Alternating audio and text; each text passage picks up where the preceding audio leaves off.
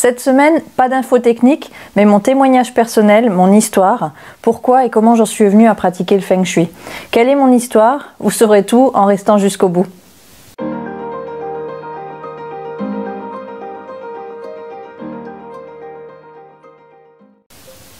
Bonjour, je m'appelle Marilène Pavant et j'aide les particuliers et les entreprises à utiliser leur potentiel énergétique pour atteindre leurs différents objectifs financiers, relationnels, santé, etc.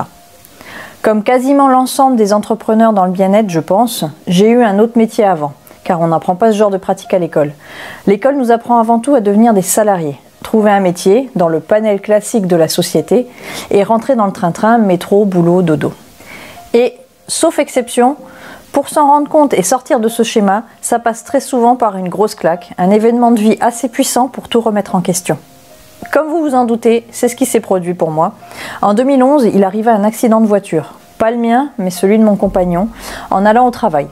Il fut assez important pour qu'il se retrouve hospitalisé et ça a engendré des problèmes juridiques très difficiles psychologiquement.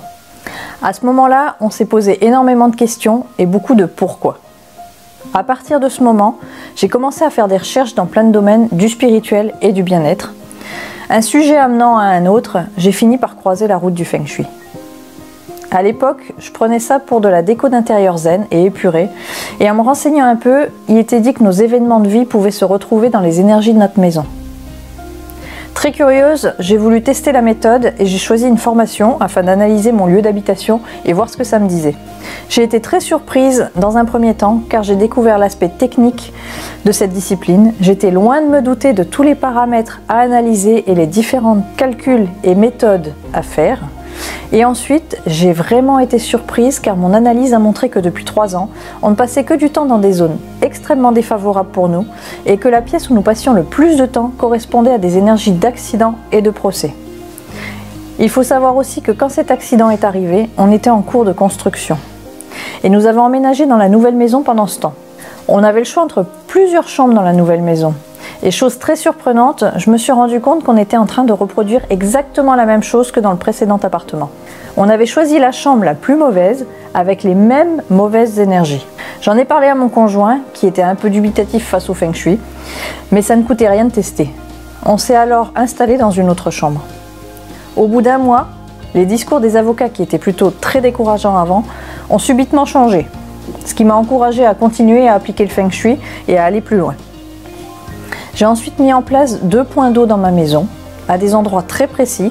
J'ai vraiment fait tout simple, c'était 2 bassines de supermarché d'environ 11 à 13 litres d'eau. Eau que je changeais très régulièrement pour qu'elle reste propre, car à l'époque je ne mettais pas encore de pompe pour la rendre active.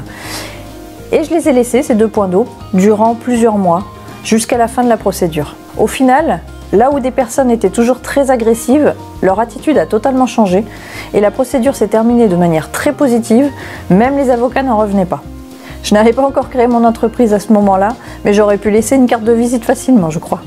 Alors le Feng Shui ne se montre pas toujours aussi miraculeux, si je puis dire, mais son impact est vraiment présent. Après tout ça, l'étude du Feng Shui m'a tellement plu, ainsi que les résultats que j'ai eus, et comme j'étais dans une démarche de reconversion professionnelle, mais je ne savais pas dans quoi me lancer exactement, je me suis dit pourquoi pas.